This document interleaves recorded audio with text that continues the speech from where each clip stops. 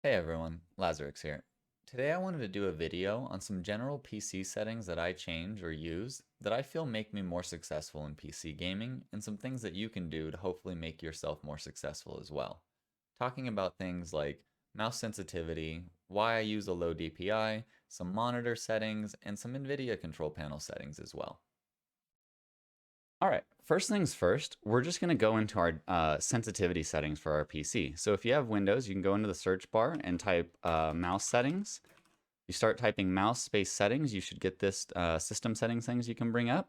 If you bring that up and then go to additional mouse options, and once you bring that up, we're going to be wanting to go to the pointer options tab. When you get to the pointer options, we're just going to be focusing on this motion box. Okay, so the first things first, we want to make sure that we have the default Windows sensitivity. And that's going to be pretty much right in the middle. There's 11 tabs here, and you want to be on the 6th hash mark. Okay, so make sure that your sensitivity is at the default Windows sensitivity. This is just going to help you maintain a baseline through all of your games, as well as maintain a baseline on your default computer. Because if you have a really high sensitivity on your PC while you're doing desktop use, and then you're playing a game that takes raw mouse input, such as Escape from Tarkov, your sensitivity will be the same if you're all the way over here at slow, which I can't even fucking move the mouse, or if you're all the way back up here at a normal speed, or if you're ripping around fast, like I can't even keep track of the mouse, it's going to change your desktop speed. But because Escape from Tarkov takes raw mouse input, your Tarkov speed won't be affected by this. So we do this just to get a complete baseline, so that you have a consistent mouse speed when you're browsing the web, when you're playing other games that aren't taking raw mouse speed, and when you're playing games that take raw mouse speed. So long story short, let's keep that right at the middle, 6th hash mark. Okay, the next big thing that we're going to touch on is enhanced pointer precision. Basically, what this is Windows mouse acceleration. By default, this should be on, and you want to turn this off. We do not want enhanced pointer precision on. Make sure you uncheck this checkbox. It's going to act as mouse acceleration, and what that does is the faster that you physically move your mouse across the mouse pad, it's going to accelerate your mouse sensitivity.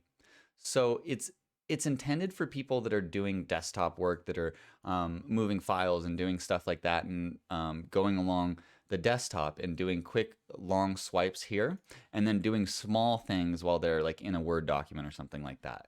It is not something that you want for gaming, and it's actually going to mess with your muscle memory, in my opinion. So we're going to make sure we unclick enhance pointer precision, because we don't want any mouse acceleration. We just want a consistent amount of movement every time we move the mouse, so that we can help to maintain our muscle memory. All right, that's all of the basic Windows stuff. Now I want to go and touch on something called DPI. Well, I've pulled up a little Newegg article that's actually got a pretty good little summary of it. I will link this down in the description below if you guys would like to read over it. But I'm just going to summarize some of the key points. To be clear, DPI is a measurement of the physical relationship only. It is not a representative of the mouse's precision or the accuracy of the sensor. So if your DPI is at 400 or 800, that does not mean it's less accurate than 1200 DPI. It just means that you have to move more physical distance to get the same amount of movement on the screen. Or i.e., the higher the DPI, the faster the cursor moves and the more sensitive it feels. Incredibly simple. Okay. Talks about why high DPI in gaming. You can read this. I'm going to summarize my thoughts on it. I have a Logitech G Pro mouse. If you have that, you can use the Logitech G Hub. If you don't, if you have a different mouse, I would suggest downloading the drivers for your mouse and pulling up the software for it. If you do have an advanced mouse, it should have software for it, and it should have an ability to do some keybinds, macros, but what we're really going to focus on is the DPI sensitivity. All right, here we are in the DPI speeds page. By default, from what I've seen, most mice come set to either 1200 or 1600, usually somewhere in that range for the DPI. I myself play at a DPI of 400, and I'm going to recommend that you aim for a goal of somewhere between 400 and 800 DPI. In my experience, most of the professional players whose settings that I've looked at play with a low DPI somewhere between 400 and 800. Now, does this mean that if you change your DPI to 800, you're going to become the next Shroud gaming god? No. Does it mean that everybody that's a professional FPS player plays with a lower DPI like 400 or 800? No. Does it mean you can't be successful if you don't play with 400 to 800? Again, no. What I'm saying is there is a reason why the majority of professional FPS players do tend to gravitate towards a lower DPI, somewhere in the ranges of 400 to 800. I'm going to hop into the hideout here and Escape from Tarkov so I can show you some of the reasonings why that might be. So, typically in an FPS, your primary objective is going to be clicking on small targets, usually the heads of enemies, and having to go from one head of an enemy all the way over to another head of an enemy. Now, you may intuitively think, oh, well, I want a high sensitivity so that I can quickly go from the one head to the next head, and so that if somebody's behind me, I can quickly turn around. However, in my opinion, that's the wrong line of thinking. What we actually want is a very low DPI and low sensitivity so that we have to do more movement, but we can be more precise. With a low sensitivity, it allows you to be much more precise on these small pixel type things that we're needing to aim for, and it makes it less likely that you're going to overcorrect when trying to aim at someone's head. You're still able to perform the drastic movements like 180s. However, with a low sensitivity and DPI, you have to do much more arm movement.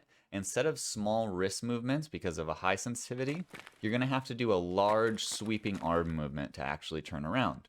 However, since in FPS you're rarely having to 180 and more often you're having to aim and do small precision stuff like this, we want to focus our sensitivity, or our DPI, on accommodating us for the stuff that we're going to be doing most of the time. So, long story short, a low DPI, low sensitivity is going to make it much easier for you to be more precise when trying to aim at smaller targets, and you're still able to do large sweeping motions to turn around.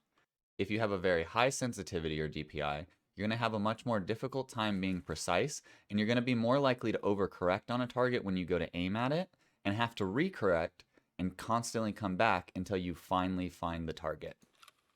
If you'd like to test this so you can see just exactly what I'm talking about, I'd recommend that you try and set your DPI to a really high setting. Just make it something absurd like this 6800 setting, and then try to click on a specific window on your computer. Try to go select a folder or something and see how difficult it is to select that small little folder.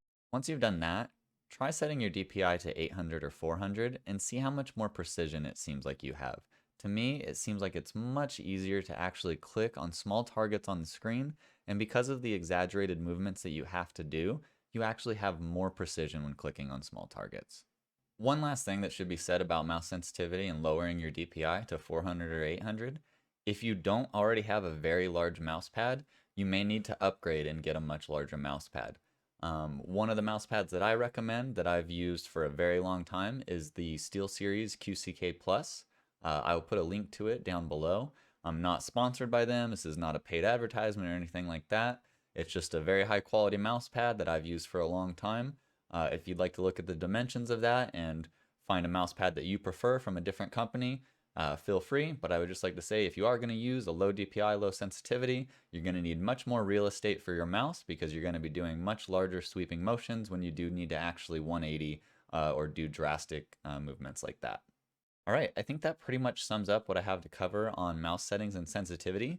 I'd just like to cover some last things on monitor settings and the Nvidia control panel. If you don't currently have a 144 Hz monitor or better, you may want to look into upgrading. I wouldn't recommend for most people to go all the way up to 244 Hz, as I don't think that's worth it. However, I do think there's a significant increase in going from 60 Hz to 144 Hz. If you do have a 144 Hz monitor, you want to make sure that you actually have it active. You need to be using a DisplayPort cable, not an HDMI cable. And then, if you have an Nvidia card, you need to go to your Nvidia control panel. Once you're in the Nvidia control panel, you're going to want to click on the Change Resolution tab and make sure that you don't have one of these Ultra HD options selected. I'm going to click that for a second, and you'll see the max hertz we can have is 60 hertz. So I have a 240 hertz monitor, But if I didn't have it on the proper setting, it would be just like it's performing like a 60 hertz monitor. So make sure if you do have one of these more advanced monitors, 144 hertz or higher, you're using a DisplayPort cable. You're going into your Nvidia control panel, going down to the PC settings and change resolution, selecting your desired resolution, mine is 1920 by 1080, and then selecting the highest refresh rate possible. Again, I have a 240 hertz monitor. I wouldn't suggest this for most people at this time. You're not going to consistently get those frames in game for it to actually matter. So I think that for most people, a 144 hertz monitor is more than enough at this time with current technology. Okay, one other thing that I'd like to address in the NVIDIA control panel is something that I change in the adjust desktop color settings. So we're going to click on that tab.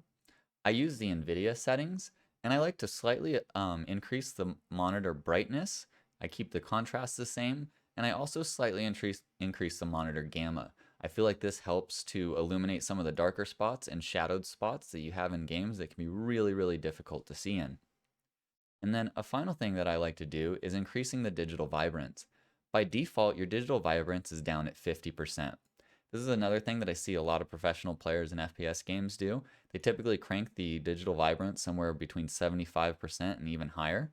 I myself set it at 80%. It's going to be a personal preference for you based on your physical monitor settings, because remember, your physical monitor also has a brightness setting, a gamma setting, a contrast setting. So even if you set all of these settings exactly like mine, because you have a different physical monitor with different physical settings, you're going to have different settings there. So this is all going to be your personal preference.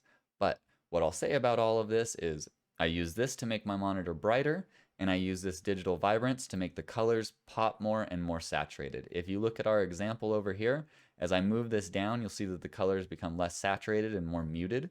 And as I raise the slider, the colors become much more saturated, more vibrant, and in my opinion, they kind of pop more at the edges. So I feel like in games, it makes it easier to distinguish between different figures. So the characters or the trees or different things will be more saturated, and it's easier to pick out actual individual images. All right, I hope that this look at general mouse and monitor settings as well as NVIDIA control panel settings on the PC gave you some insight into why a lot of professional players do choose to use a lower mouse sensitivity and a DPI in the ranges to 400 to 800. If you did learn something from this video and you feel like it helped you, please consider giving it a like down below. If you'd like to see more content like this, please subscribe to the channel. And thanks for watching.